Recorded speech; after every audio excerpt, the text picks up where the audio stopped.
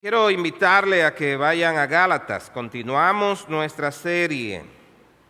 La semana pasada iniciamos el capítulo 3. Hoy vamos a concluir este capítulo y vamos a estar abordando los versículos 15 hasta el 29. Gálatas capítulo 3, versículos 15 hasta el 29. Y dice la palabra de esta manera: Hermanos, hablo en términos humanos. Un pacto, aunque sea humano, una vez ratificado, nadie lo invalida ni le añade condiciones. Ahora bien, las promesas fueron hechas a Abraham y a su descendencia. No dice y a las descendencias como refiriéndose a muchas, sino más bien a una. Y a tu descendencia, es decir, Cristo. Lo que digo es esto: la ley que vino 430 años más tarde no invalida un pacto ratificado anteriormente por Dios como para anular la promesa. Porque si la herencia depende de una ley, ya no depende de una promesa. Pero Dios se la concedió a Abraham por medio de una promesa. Entonces, ¿para qué fue dada la ley? Fue añadida a causa de las transgresiones, hasta que viniera la descendencia a la cual había sido hecha la promesa. Ley que fue promulgada mediante ángeles por mano de un mediador. Ahora bien, un mediador no representa a uno solo, pero Dios es uno solo. ¿Es entonces la ley contraria a las promesas de Dios?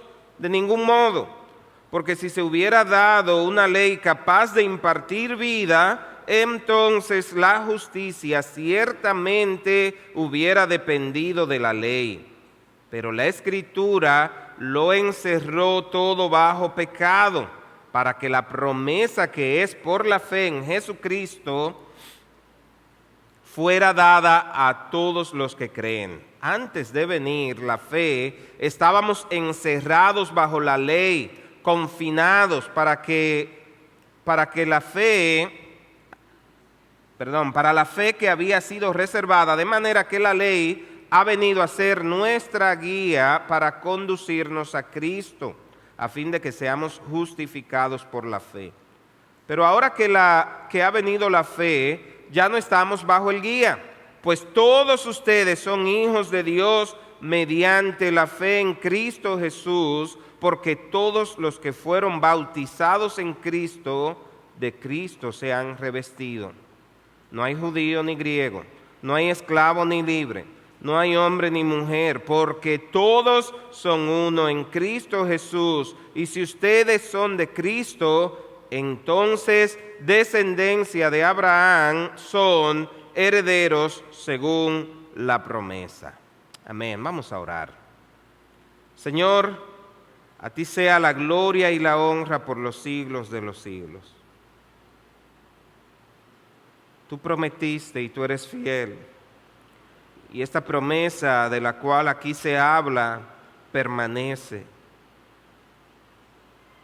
Porque tú, Señor, eres fiel a ti mismo y no cambia. Ayúdanos a entender todo lo que significa este pasaje para nosotros, la riqueza que hay aquí encerrada. Oh Señor, guíanos, háblanos, edifícanos por medio de tu palabra. Lo suplicamos en el nombre de Cristo Jesús. Amén. Amén.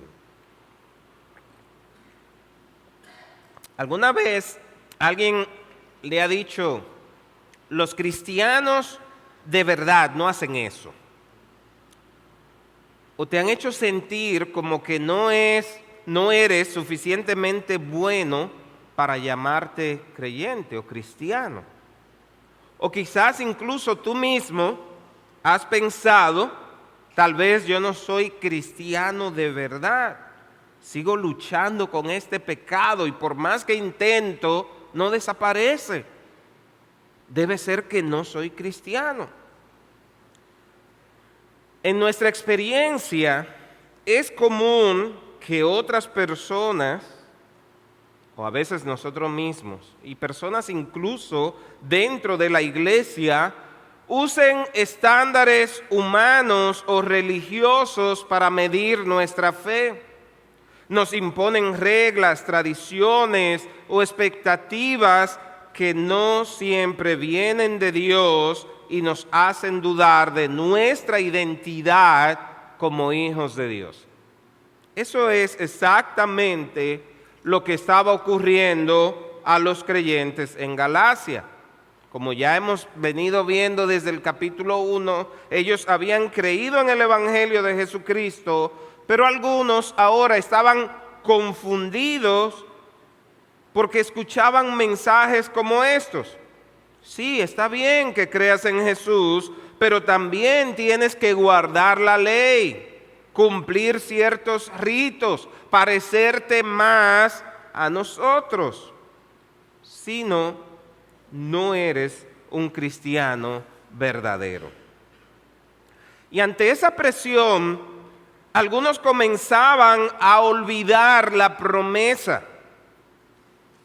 Comenzaban a mirar más lo que ellos estaban haciendo que lo que ya Cristo había hecho, y comenzaron a preguntarse si de verdad eran aceptados por Dios. Y por eso es que Pablo escribe con tanta urgencia, no solo para corregir la doctrina, sino para reafirmar la identidad de aquellas personas que habían creído en Cristo, para recordarles la gracia y para devolverle el gozo de saberse herederos plenos de las promesas hechas en Cristo. Y esta carta hoy en día quiere hablarnos a nosotros también, porque aunque las presiones cambien de forma, la presión o la tentación de medirnos por nuestras obras y de dudar de la gracia sigue viva. Pero lo que vemos aquí en el pasaje que leímos hoy es que las promesas de Dios no cambian. Sus promesas son firmes. Y si tú estás en Cristo, tú perteneces a Cristo, tú eres hijo de Dios y eres heredero juntamente con Cristo. Y como creyente es muy, muy importante estar claro en esto. Por eso el propósito de esta prédica es que tú y yo como creyentes seamos fortalecidos en nuestra confianza en las promesas inquebrantables de Dios, al ver cómo la ley no nos salva, pero nos conduce a Jesús. Y cómo en Él somos hechos hijos, revestidos de una nueva identidad y herederos de la promesa. Por eso anhelamos vivir con libertad, con gozo, con seguridad en nuestro caminar con Dios. Y vamos a dividir el pasaje en 3 puntos principales. Y el primero de ellos, los versículos 15 al 18, vamos a ver que la promesa prevalece sobre la ley. Mire que Pablo comienza con una ilustración simple pero profunda. Cuando una persona hace un contrato legal, no puede venir otro después a cambiarlo o a añadirle nuevas condiciones. Cuando usted alquila una casa, usted firma un contrato y ahí dice cuánto va a pagar, cuánto paga el mantenimiento, qué cosas usted puede y no puede hacer en esa casa alquilada. Si a usted se le ocurre hacer algo que no está estipulado en el contrato, puede venir el dueño y sacarlo de ahí. Pero si el dueño quiere hacer algo o aumentarle el precio antes de que pase el año o lo que sea, usted dice, eso no es lo que está escrito. Porque cuando hay un acuerdo, cuando hay un contrato, uno se ciñe a ese contrato, ¿verdad? Pablo está diciendo, si eso es así entre los hombres, ¿cuánto más con el pacto que Dios hizo con Abraham? Dios le prometió a Abraham una descendencia y una bendición que alcanzaría a todas las naciones. Y esa promesa no fue condicional ni basada en obras, fue un pacto de gracia. Pablo aclara que la promesa no fue hecha a las simientes, como muchos, en plural, sino a una sola simiente, Cristo, el Hijo de Dios. Y eso es clave, porque desde el principio el plan de Dios apuntaba a Cristo. Y yo quiero aquí hacer un paréntesis y brevemente considerar cómo Dios se ha relacionado con su pueblo a lo largo de la historia. Los que han estudiado teología sistemática, hay un apartado en teología sistemática que es la doctrina de los pactos.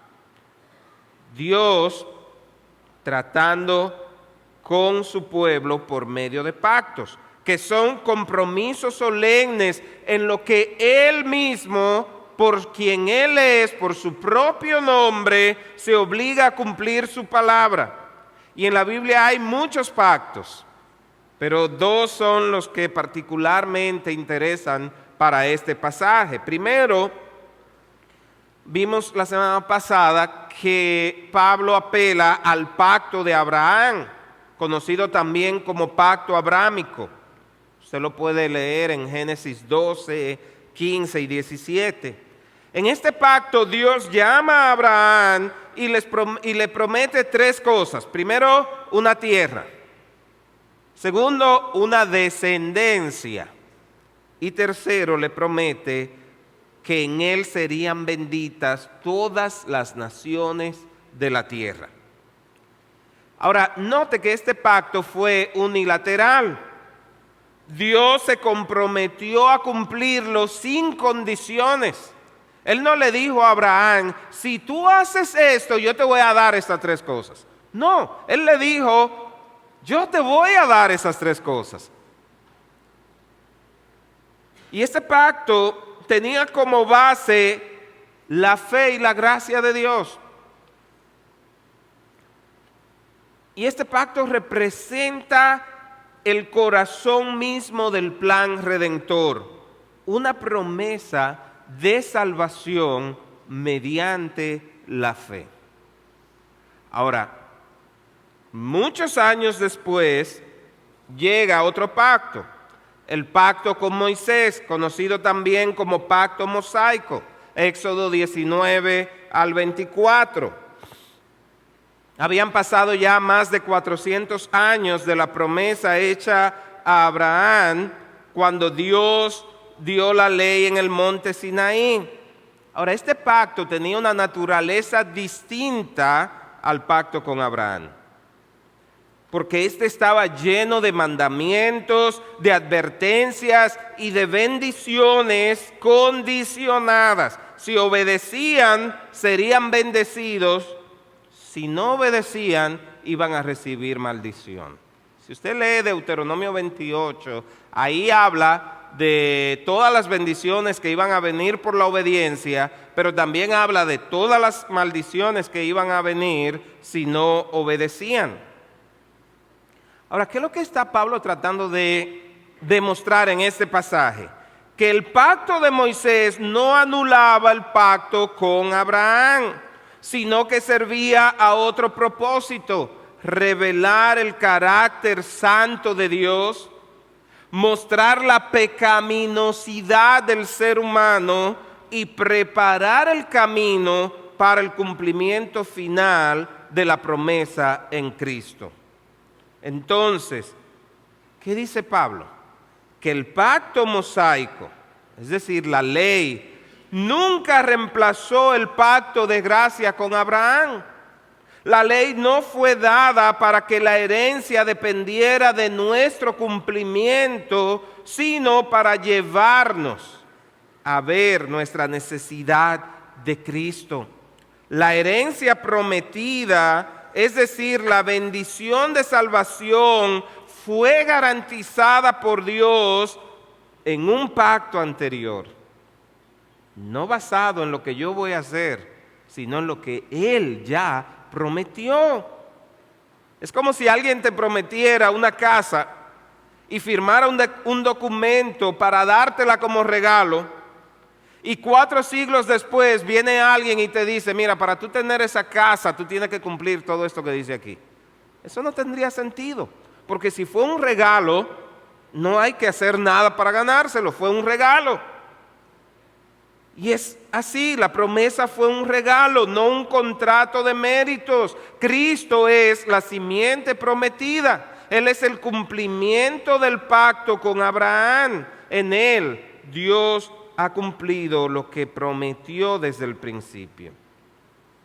Ahora bien, después de afirmar que la promesa no fue anulada por la ley, vamos a nuestro segundo punto. Pablo anticipa una pregunta muy natural.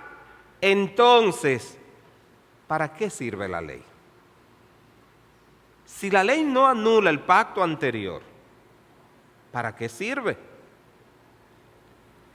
Si la salvación es por la promesa, ¿cuál fue el propósito de dar la ley siglos después? Y Pablo responde con mucha precisión. Fue añadida a causa de las transgresiones hasta que viniese la simiente a quien fue hecha la promesa.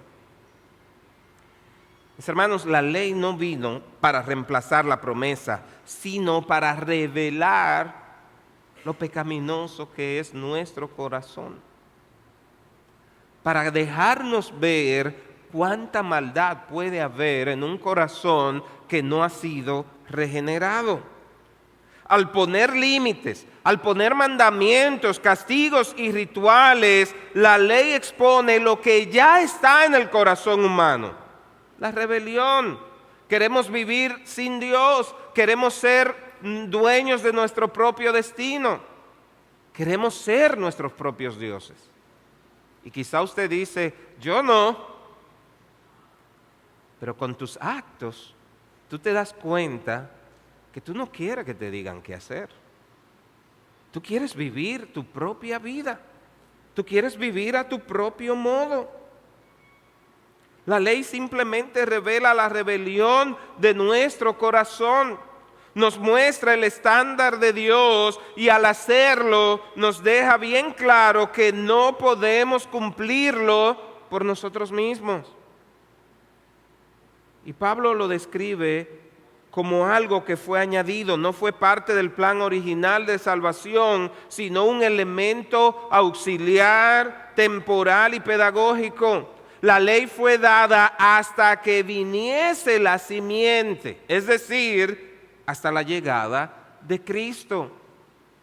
Por esa razón, cualquier religión que hoy en día aún quiere continuar guardando la ley, no está dándole el suficiente valor a la venida de Cristo. Porque la ley tenía un propósito y tenía un tiempo de expiración, la llegada de Cristo. Ahora, Pablo anticipa otra objeción. ¿Está entonces la ley en contra de las promesas de Dios? De ninguna manera, responde él. La ley no se opone al plan de Dios. Su propósito es diferente, tiene una función distinta a la de la promesa. Mire cómo lo dice el versículo 21.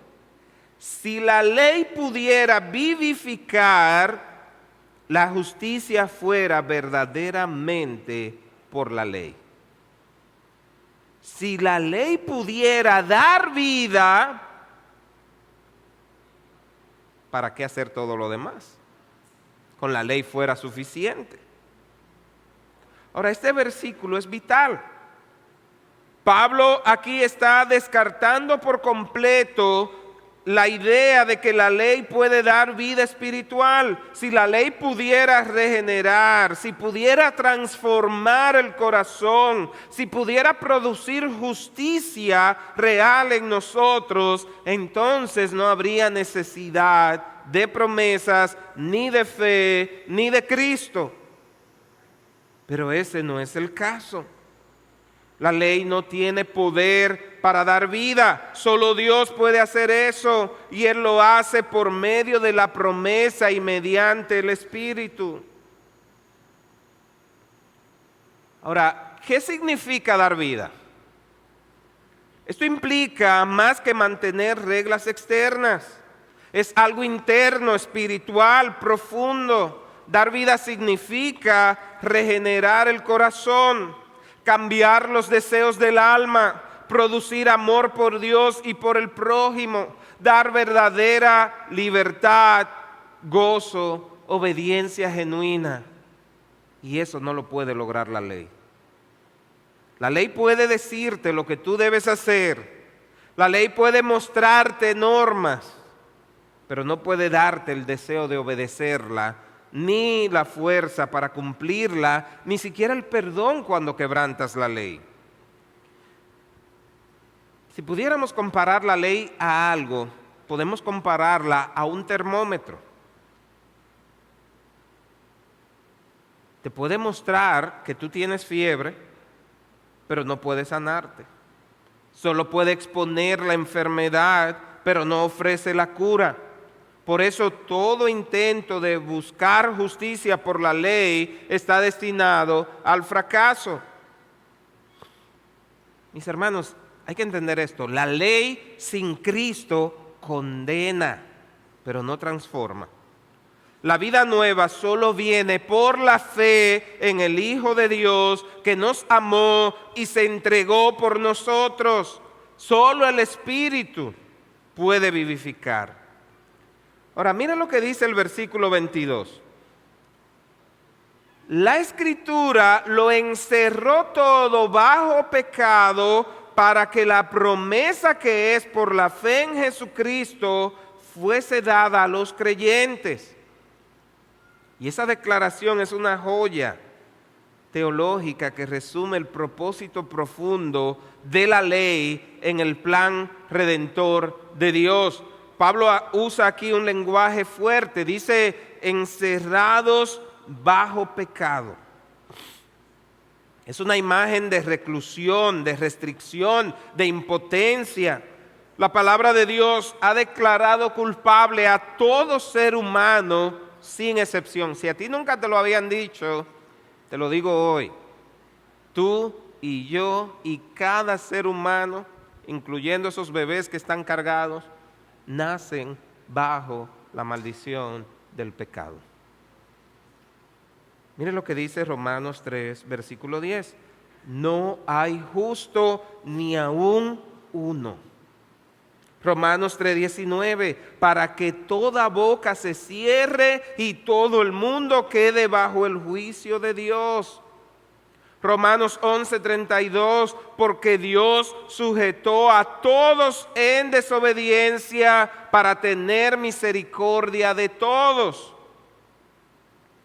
Así que el propósito de la ley no fue hacernos mejores, fue encerrarnos sin escapatoria ni justificación, para que nadie pueda presentarse delante de Dios con excusas. El ser humano no solo necesita orientación, necesita ser rescatado. La ley no vino a darnos una escalera al cielo, sino a mostrar que no podemos escalarla. No hay manera de hacerlo por nosotros mismos. Ahora, este encierro bajo pecado tiene dos efectos prácticos. En primer lugar, rompe el orgullo humano. Nadie puede decir, yo he cumplido. Piensa en el joven rico. Cuando Dios le dice, guarda los mandamientos, ¿qué dijo él? Yo lo he hecho.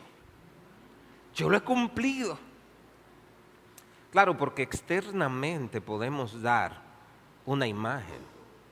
Pudiera parecer que externamente ya lo hemos logrado.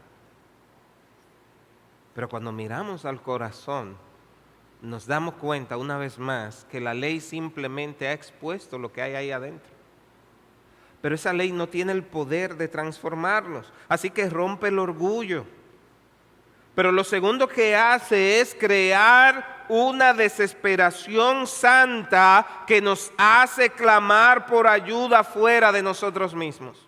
Porque al vernos impotentes, al saber que no hay nada que puedo hacer para salvarme a mí mismo, tengo que decir como aquel ciego: Jesús, hijo de David, ten compasión de mí. Porque al final la salvación no depende de mí, está afuera. Y ese era el diseño de Dios. Así que no era un encierro cruel, sino misericordioso, porque nos obliga a mirar hacia la única salida posible: Cristo. Pablo dice que fue para que la promesa que es por la fe en Jesucristo fuese dada a los creyentes. Pudiéramos decir entonces que la ley encierra, pero Cristo libera. En lugar de salvarnos por nuestras obras, Dios quiere llevarnos hasta el límite de nuestras fuerzas para que comprendamos que Cristo es suficiente. Es entonces cuando la promesa brilla como la única esperanza. Imagine a una persona encerrada en un cuarto oscuro, sin ventanas y una puerta sellada. Por más intento que haga por salir de ahí, sus esfuerzos son en vanos. La ley es como esa habitación. Nos deja ver que no hay salida humana. Y cuando ya no queda ninguna confianza en nosotros mismos, entonces Cristo abre la puerta desde afuera y dice: ven, yo soy el camino. Ven. Ahora, mis hermanos, después de todo lo que hemos estado escuchando en las últimas semanas, basada en esta carta a Gálatas, y después de ver lo que muestra este pasaje, pregúntate: ¿sigues intentando ser suficientemente bueno para que Dios te ame más? ¿O te sientes encerrado como en esa habitación por tu pecado, por tu culpa? O quizás sigues sintiendo: es que yo no soy cristiano de verdad, o que yo no soy suficientemente bueno. Mira, la buena noticia de lo que estamos viendo aquí es esta: ese encierro bajo el pecado no es el final, es el umbral. Dios no te deja allí para aplastarte, sino para mostrarte que Cristo es la única puerta y sigue abierta por gracia. Y si hoy te sientes atrapado por tu pasado, por tu fracaso o por tu vacío espiritual, esto es lo que necesitas entender: no lo vas a lograr por tu propio esfuerzo o en tus propios términos. Hay una salida. La promesa es para los que creen en Jesús, no para los que se reforman a sí mismos. No es para los que dicen: yo necesito dejar esto primero para recibir esa promesa. Es para los que entienden que tienen que venir con todas sus cargas a Cristo y decirle: Señor, aquí estoy, no puedo, te necesito desesperadamente. Haz tú la obra en mí. Solo Él puede liberarte del encierro del pecado y darte vida. Ahora, progresando en su argumentación, mire lo que dice el versículo 24.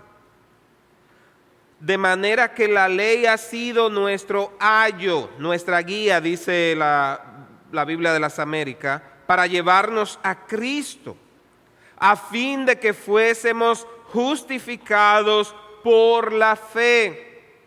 Y aquí Pablo introduce una imagen cultural muy clara para sus lectores, la del ayo. De hecho, de donde viene la palabra pedagogía, pedagogo. El pedagogo, ayo o guía, se refiere a lo mismo. En la cultura grecorromana, un ayo o un pedagogo no era un maestro en el sentido moderno, sino un esclavo o sirviente encargado de disciplinar y supervisar a los hijos menores hasta que alcanzaran la mayoría de edad. Esta persona no enseñaba directamente, sino que vigilaba, corregía y guiaba al niño a la escuela y lo mantenía en línea. Ahora, cuando pensamos en la ley de esta manera, la conclusión es que la ley no era el maestro final. Cristo es ese maestro final. La ley no justifica, solo lleva al pecador a reconocer su necesidad. La ley actúa como un ayo que nos conduce a Cristo, no como un camino alternativo a la salvación. El propósito nunca fue que el pueblo de Dios permaneciera bajo la tutela de la ley eternamente, sino que madurara en Cristo y recibiera la justificación por la fe. Es por eso que en el versículo 25 Pablo dice, pero venida la fe, ya no estamos bajo el ayo. Venida la fe, ya no estamos bajo el pedagogo, bajo el guía. Vino el maestro. Vino el que tiene toda la autoridad. Y este versículo marca el gran cambio en la historia de la redención, la venida de Cristo. Venida la fe no significa que no existiera antes. Vimos que Abraham creyó. Lo que significa es que ahora la obra completa de Cristo ha sido revelada y proclamada y la era de la fe ha llegado en plenitud. Ya no estamos bajo el ayo. La función de la ley como tutor ha terminado, no porque la ley haya fallado, sino porque ya cumplió su propósito, llevarnos a Cristo. Y esto es clave para comprender el Antiguo Testamento a la luz de Cristo. El creyente ya no está bajo la ley como un sistema de justificación, ni como una autoridad condenatoria. Ahora estamos bajo la gracia, guiados por el Espíritu y gobernados por Cristo. Y perdón que sea tan repetitivo, pero yo creo que esto necesitamos entenderlo. ¿Qué significa estar bajo la ley? Estar bajo la ley no es simplemente vivir en obediencia a los mandamientos, es vivir bajo el régimen de la ley como sistema de relación con Dios. Y en ese sistema, escuche esto, el favor de Dios está condicionado al cumplimiento a los mandamientos. Pero no un cumplimiento parcial, un cumplimiento perfecto. Mírelo de este modo.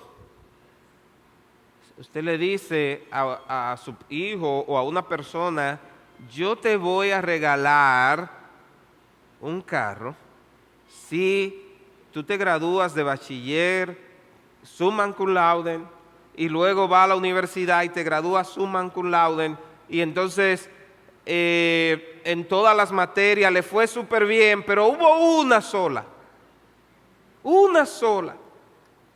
en la que le fue mal. Y usted le dice, lo siento, no te la puedo dar. Estaba condicionado a esto. ¡Qué decepción! Pero mira, yo pasé 29 materias con 100. Es una sola. Sí, pero no cumpliste en esa sola. Eso es lo que hace la ley. Condiciona tu relación con Dios y las bendiciones de Dios al cumplimiento perfecto de la ley. Pero además, la ley, cuando es transgredida, inmediatamente trae condenación, no trae esperanza. Condena. No hay margen para el fracaso, porque la ley exige justicia total. Como mencioné anteriormente, Este sistema fue diseñado para mostrar la santidad de Dios, la seriedad del pecado y la necesidad de un Salvador, no para justificar, como dice Pablo en Romanos 3:20, por las obras de la ley, ningún ser humano será justificado delante de él, porque por medio de la ley es el conocimiento del pecado. Por lo tanto, mis hermanos, estar bajo la ley implica estar en una relación basada en deber, en culpa y en temor, donde el incumplimiento trae condena y el cumplimiento nunca es suficiente. Ahora, si lo dejamos ahí, nos vamos a ir de aquí desalentados, porque no hay esperanza. Por eso es necesario ver la otra cara de la moneda, por lo que necesitamos preguntarnos qué significa entonces no estar bajo la ley. Cuando Pablo dice en Romanos 6:14, porque el pecado no tendrá dominio sobre ustedes, pues no están bajo la ley, sino bajo la gracia. Está describiendo un cambio radical en la condición del creyente. Primero, ya no estamos bajo la ley como medio de justificación. Nuestra justicia ya no depende de nuestro desempeño, sino de la justicia perfecta de Cristo que nos es puesta a favor por medio de la fe. Pero también implica que ya no estamos bajo la ley como sistema de condenación. La ley ya no tiene poder para condenarnos porque Cristo llevó la condena en nuestro lugar. Me encanta ese pasaje que dice, el acta condenatoria, ese expediente que había en contra tuya, todos los pecados escritos que tú has cometido, fueron clavados en la cruz. Ya no hay condenación. Como escribe Agustín, ama a Dios y haz lo que quiera. Ahora pues ninguna condenación hay para los que están en Cristo Jesús. Si tú luchas con la culpa, si tú sigues todavía pensando en lo pecador que eres, necesitas meditar en este versículo, memorizarlo y repetírtelo. Ya no hay condenación. Mire lo que dice, ninguna condenación. ¿Para quiénes? Para quienes están en Cristo Jesús. Ya no estamos bajo la ley como tutor o ayo. Y aquí se despierta otra pregunta. Entonces, ¿el creyente no obedece? ¿Será que porque ya no estamos bajo la ley, ahora podemos vivir libremente pecando, una vida totalmente apartada de Dios? Y la respuesta es que sí, obedecemos. Estamos llamados a obedecer, pero ahora ya no lo hacemos por obligación condenatoria, sino por amor y gratitud. La gracia no elimina la obediencia, sino que la transforma desde adentro. Mire cómo lo dice en Gálatas 5:18. Pero si son guiados por el Espíritu, no están bajo la ley.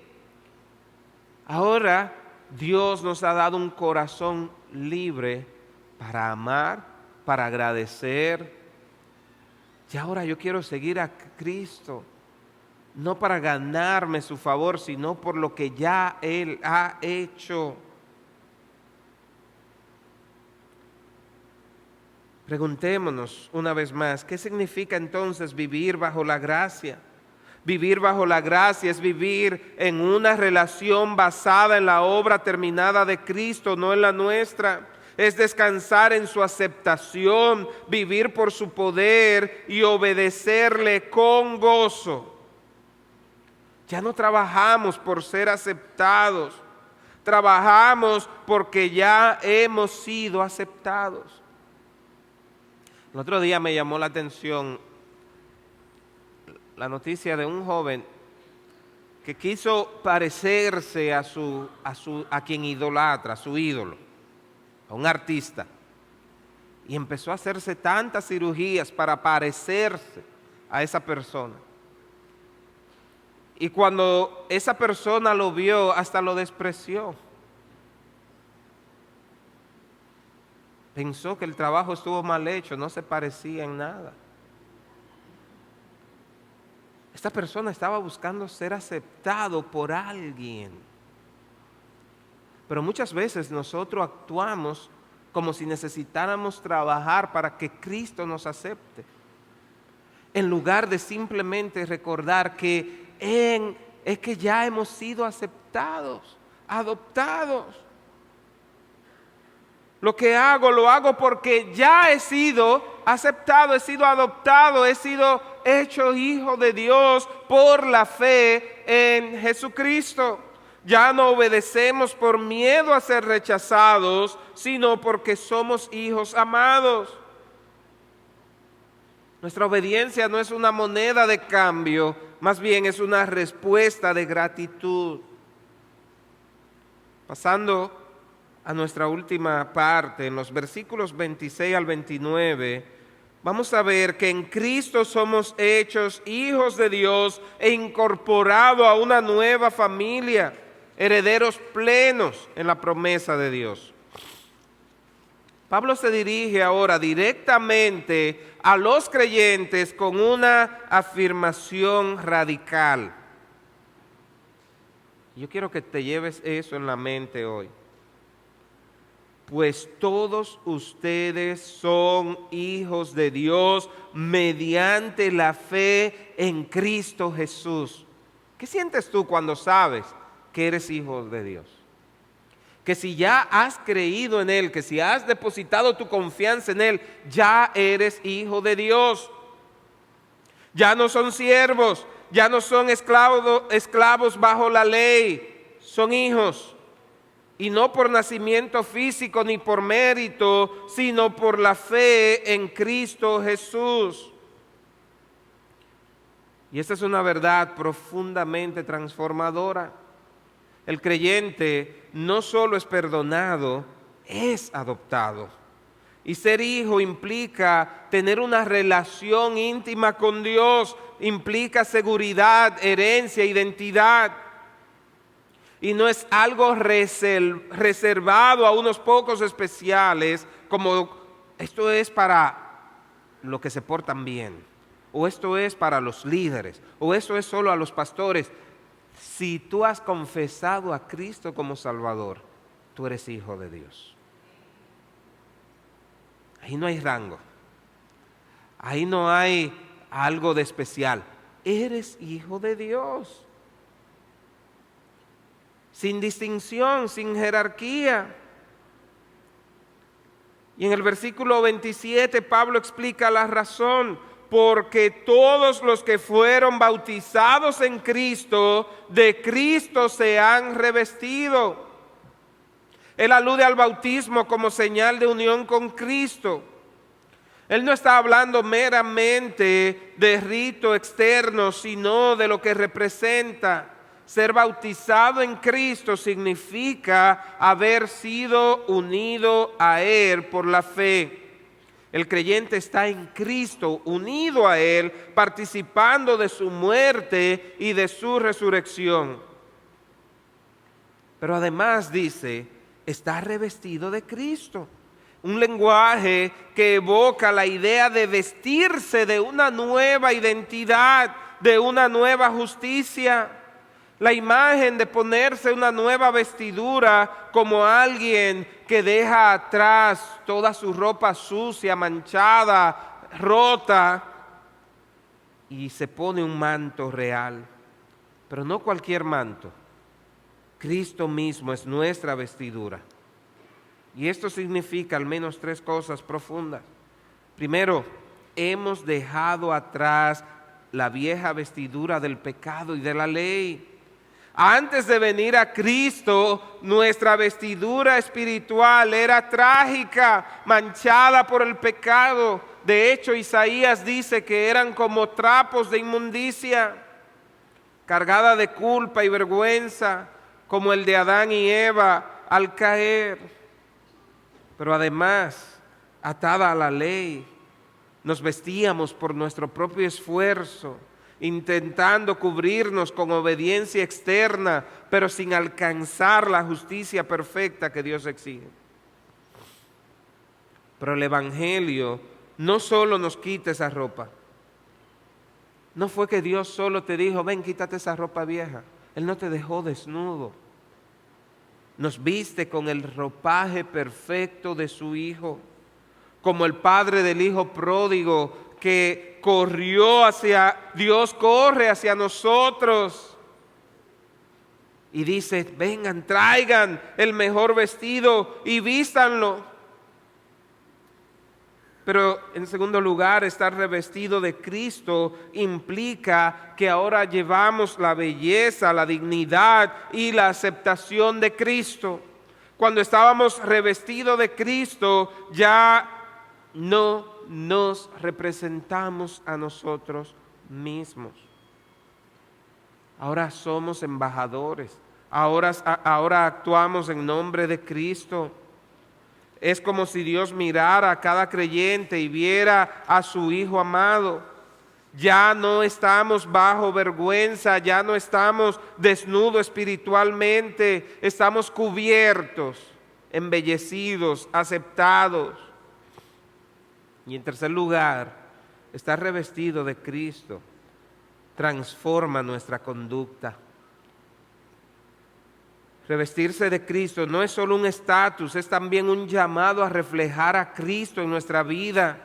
Como dice Colosenses 3:12, entonces ustedes como escogidos de Dios, santos y amados, revístanse de tierna compasión, bondad, humildad, mansedumbre y paciencia. Es decir, si estamos vestidos de Cristo, debemos actuar como Él, hablar como Él, amar como Él. Ahora miren las dos caras de la moneda. La ley obliga a cumplir el estándar de Dios para recibir las bendiciones de Dios. El problema es que no somos capaces de hacerlo. Ahora, del lado de la gracia, somos revestidos de Cristo, quien nos capacita para cumplir lo que Dios pide que hagamos. ¿Tienes tú a Cristo? No buscamos ganar nuestra vestidura. La tenemos. Si tú crees en Cristo, ya has sido revestido de Cristo. Y para afianzar aún más nuestra identidad, el versículo 28 dice, no hay judío ni griego, no hay esclavo ni libre, no hay hombre ni mujer, porque todos son uno en Cristo Jesús. Y ese es un versículo revolucionario.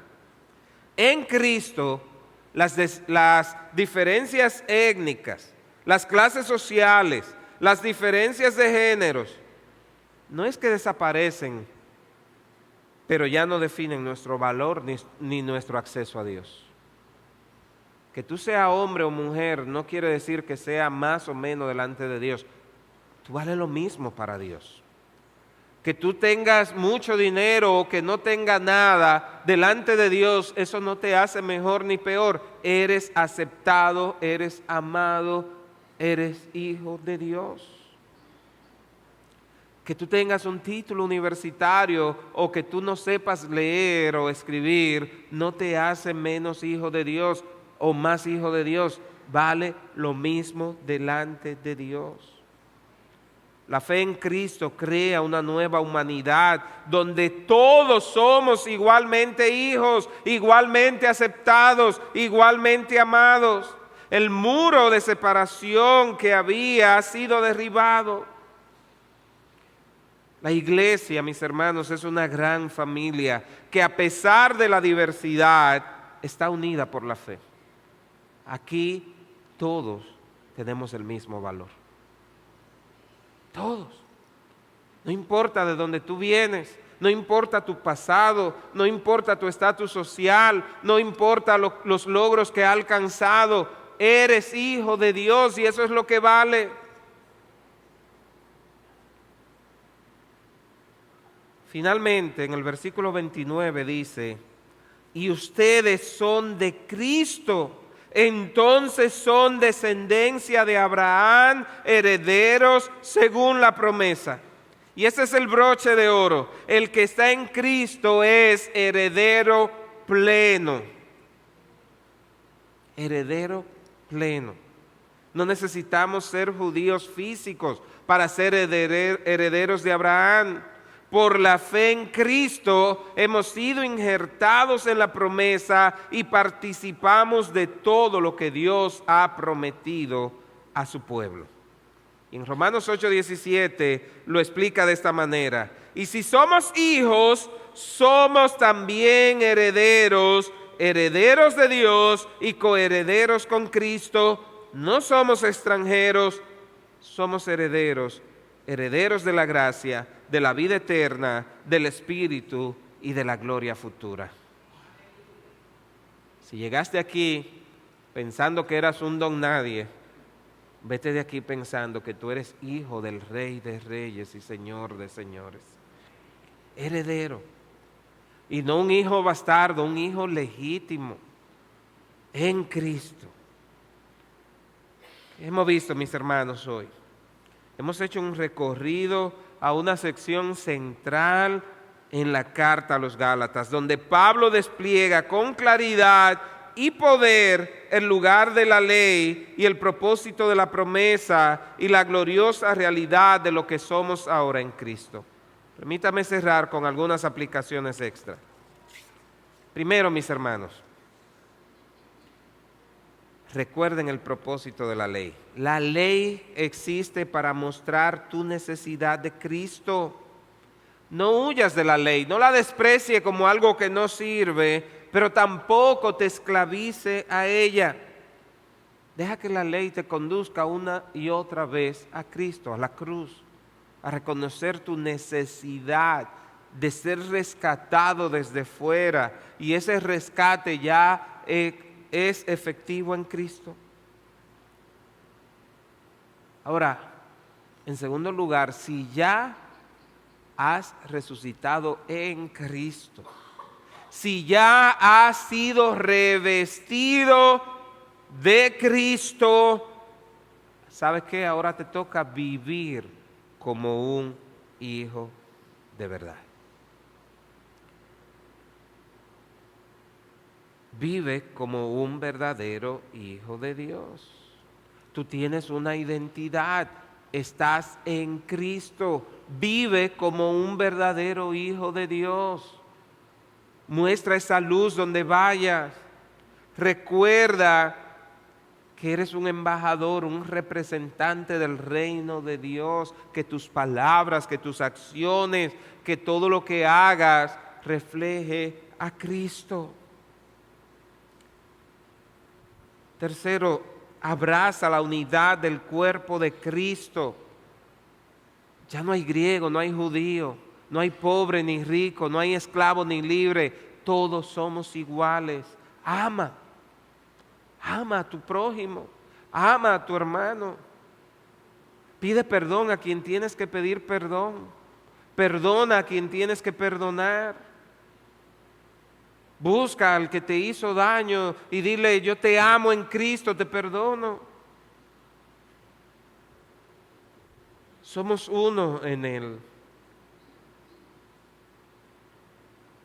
No hay lugar para el orgullo, no hay lugar para el racismo en la iglesia, no hay lugar para el elitismo. No hay cristiano de primera ni de segunda. Delante de Dios somos iguales, somos hijos de Dios. Por último, si hay alguien aquí que aún no está en Cristo, si hay alguien aquí que todavía está tratando de ganarse el favor de Dios, si hay alguien aquí que todavía rechaza a Cristo, no tardes más en venir a Él. Entrega tu vida a Cristo. Él te ama no por lo que tú logras, no por lo que tú hagas. Entrégale tu vida a Cristo, para que Él te transforme, para que Él te dé vida, para que puedas tener un sentido pleno. Hoy puedes dejar atrás la esclavitud del pecado y del esfuerzo propio. Puedes recibir el regalo de la gracia que está disponible para todo el que confiesa a Cristo como Señor y Salvador. Si tú no lo has hecho, yo te invito a que ahora mismo pueda orar, cierra tus ojos y pueda decirle: Señor, quiero que seas el Salvador de mi vida, entra en mi corazón, transfórmame. Y si ya tú eres un creyente, pero has estado luchando con la culpa, con la condenación, o tú has estado tratando de ganarte el favor de Dios, una vez más, lo que tienes que hacer es rendirte a Cristo totalmente. Cantábamos y vamos a volver a cantar: escogido, perdonado, amado, yo soy hijo de Dios. Créelo, dilo, eres un hijo de Dios. Señor, en esta hora, aquí estamos, convencidos de nuestra incapacidad de cumplir el estándar de Dios, convencidos de que por más que intentemos por nuestro propio medio, no hay nada que podamos hacer para ganarnos tu favor y la salvación. Pero gracias sean dadas a Cristo por Jesús nuestro Señor y Salvador, quien venció el pecado y la muerte, quien nos ha hecho hijos de Dios, herederos, partícipe completamente de las promesas en Cristo. Que podamos creerlo. Y ahora que estamos revestidos de Cristo, podamos, Señor, vivir como vivió Cristo. Te lo pido en el nombre de Cristo Jesús. Amén. Que el Señor les bendiga.